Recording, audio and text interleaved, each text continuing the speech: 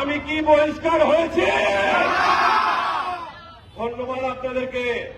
তাহলে আমার বহিষ্কার আদেশ প্রত্যাহারের কারো দরকার নাই।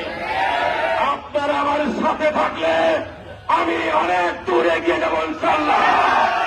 আর যারা সিগনেচার করেছেন তাদের উদ্দেশ্যে অনেকের সুপারিশে একটি কথা বলতে চাই।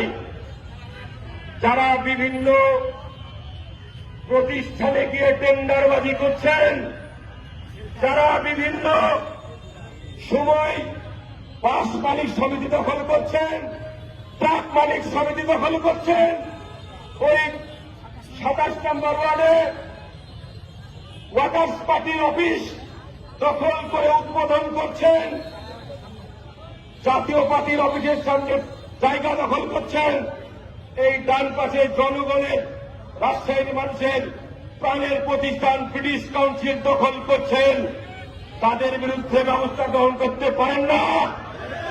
লজ্জা লাগে আমাদের। এ সকল দুর্নীতিবাজ, এ সকল দখলবাজ আমাদেরকে নেতা বলতে লজ্জা লাগে। আমি কোন রংপুর, দিনাজপুর বা গাইবান্ধা থেকে বেসে আসা সন্তান নই। এই মাটিতে আমার জন্ম, এই রাজশাহী শহরের নেতৃত্ব দিয়েছে আমার পূর্বপুরুষরা।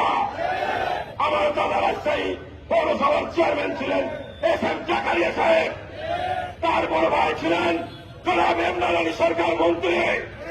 আমি সেই পরিবারের সন্তান, আমি কোন ছিনতাইকারী পরিবার থেকে উঠে আসিনি।